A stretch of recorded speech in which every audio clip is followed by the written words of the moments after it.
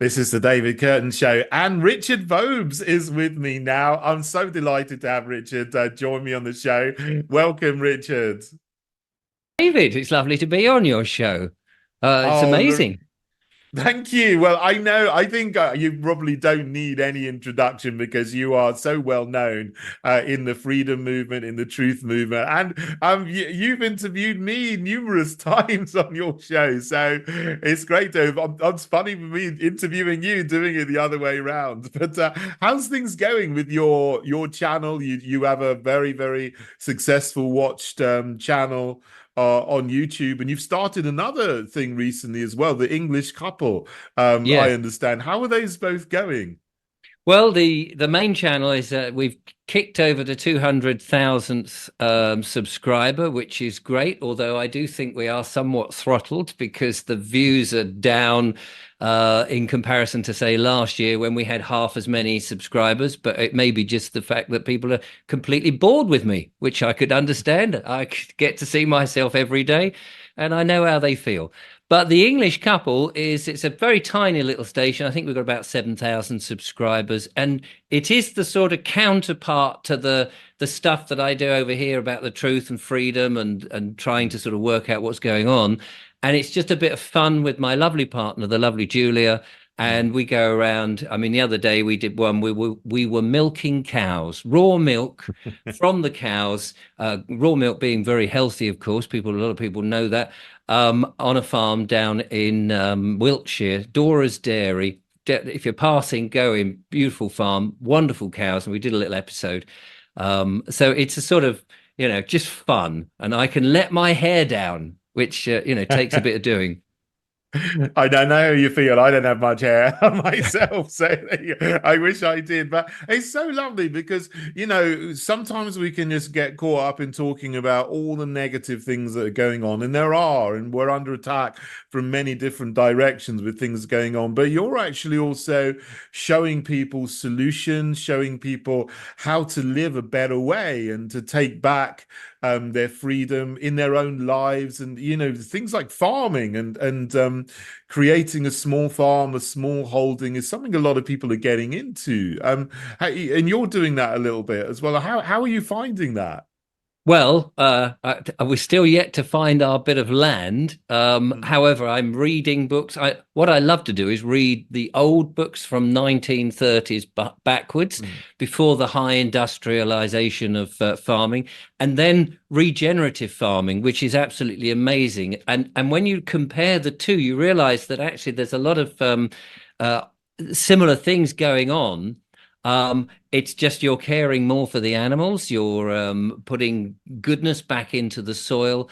And although you can on a commercial scale, I mean, some of the Americans are doing this incredibly well, although the traditional modern farmer is looking at them going, "You're all mad, you're crazy," and mm, yet they're making a living from it. But they're looking after, they're following nature and saying, "Look, this is what would happen in the wild. But we're just sort of substituting and making it more convenient for us."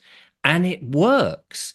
And of mm. course, people have lost their connection with the land, with the landscape, and that's what the deep state want. They want us to be behind screens, and here we are behind screens doing exactly what they want, chatting about it. I want to try and encourage and inspire and demonstrate that that is what people should be doing, getting back. It doesn't mean they have to be farmers necessarily, but they can help out and get into the gardens, get into doing a bit of growing, understand what food is, because I think we're going to see a few food shortages and a bit of scarcity coming up. You only have to look up in the sky and see how much in the last, what, 3 months, the skies have been sprayed. The great dimming is happening, and of course crops are failing, and there's water everywhere, everywhere, Oh, water everywhere, but yes. not a drop to drink. I don't remember a season that's been as wet as this for a very long time. I mean, I do remember when I was younger, there was more rain in some years, and then it sort of seems we seem to have had a really dry few years, and then suddenly it's wetter than it's been for decades, and people are saying that, oh my goodness, it's going to be difficult to grow crops this year, but this may be a part of a bigger program to get rid of farming altogether. And I know you've spoken to a lot of people, in the farmers' protests in different places around Europe. We've heard of farmers' protests in the Netherlands, in Germany, in Poland, in Ireland, in France and Belgium, all for different reasons that are all linked together. And there seems to have been some farmers' protests in the UK, but they seem to have been quite small and haven't got the momentum that they had in the Netherlands and Germany. I mean, what do you think is the reason for that? I think that the traditional farmer, say your third, fourth generation farmer that's been doing this stuff on the land for a long, long time, they've got so used to the subsidies, the way that Mm, we've been treating the farmers. It is a bit like a drug dealer in many ways. They've become dependent. And also they've swallowed, unfortunately, it's very sad to think that they've swallowed the nonsense of the green agenda, the man-made global mm, warming myth, and the net zero. They do believe they've got to get the carbon in and not in the atmosphere. They don't, and of course they've. The other thing is that they've all bought into the nonsense of having monoculture everywhere. mm, Now, I think that, like so many of these things that the deep state, whomever you want to call them, are throwing at us, actually, this is quite good because it's making us relook at what we're doing. And I think farming is going to go through an amazing transformation, as I said, about the regeneration of farmers. And there is this feeling that actually the people who are going to save farming and food, especially food security, is not so much the traditional farmers that we've got now, because they're all about 60 and they're all mm, just wanting to retire. They've been doing all this. And the sad part is they've all been farming wrong. You know, you don't need to mm. plow. I heard an amazing statistic. This might knock you off your seat here. It takes 100 years to put the goodness back into the soil after one plowing year. Wow. And yeah, the whole regeneration of the soil, because we know that the soil is depleted and is in a very bad way, is not about ploughing. Although farmers are going to disagree with me and say, "What does that bull git know about anything to do with farming?" He sits in a studio and pontificates. But I've been reading all this stuff and watching what the independent farmers are doing. So there's a whole new way of doing this, which is sort of based loosely on the traditional way of doing it. But the saviors will be the likes of you and me and the viewers out there who are itching to get on the land and to do Mm, stuff. The question is, mm. can they get the land before the corporate nonsense people buy it all up and decide to put silly solar panels on, or wind farms, Mm. or just grow nonsense crops? And that Yeah, is that's the race.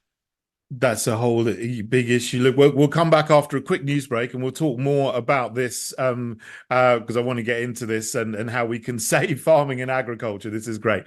So we'll just have a news break now. This is today's News Talk.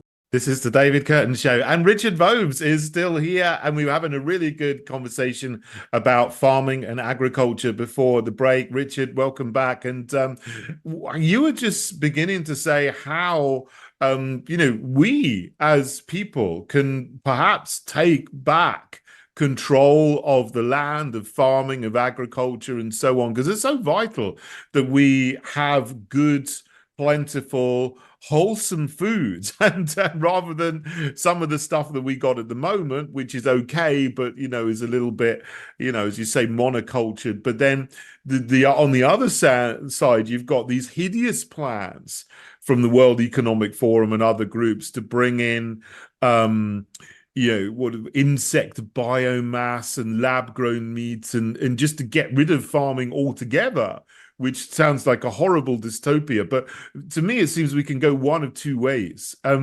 How can we win on this? Well, I mean, the first thing that we can do is stop going to supermarkets. The supermarkets are just absolutely full of highly processed, industrialized food, which is not pleasant for the animals. It's full of all sorts of weird things, E numbers. We know all of that, and it's not good for it. I mean, anything that's not nutritious should not be in your body. I mean, it's Mm. not rocket science, and yet everything in the supermarket seems to be um, not very good for you. And it's all by the big corporates and the big brands. So we've got to get back to having small farms around, satellite farms around the towns and villages, and they don't have to be big. And if you think when you drive, certainly around the UK, you drive around and you'll see at the moment, you'll see a lot of rapeseed oil that's growing, or there'll be spring barley in massive fields full of this one crop. No wildlife, no insects, Mm. no pollinators, these sort of things that are absolutely essential to keep life buzzing around. And most of that monoculture is going into the highly processed foods that end up in the supermarkets. Well, if people weren't buying from the supermarkets and were going more to the farm shops and the markets and the more family run butchers Mm. and bakers and so on, and recreate a market for local food, then we wouldn't need all that land being taken by the monoculture. That land and the farmers who own that land could either rent it out to tenant farmers who want to do regenerative farming, or give it a go themselves, sell their big tractors, they wouldn't need them, and put them and get rid of the terrible contracts with the supermarkets, and start farming in a slightly different, more up-to-date way. And we don't need bugs. We don't need all of this. And I know that, you know, the Mm. deep state and all these plans they want to do us, but ultimately, food is the thing that I think that we will reach people with.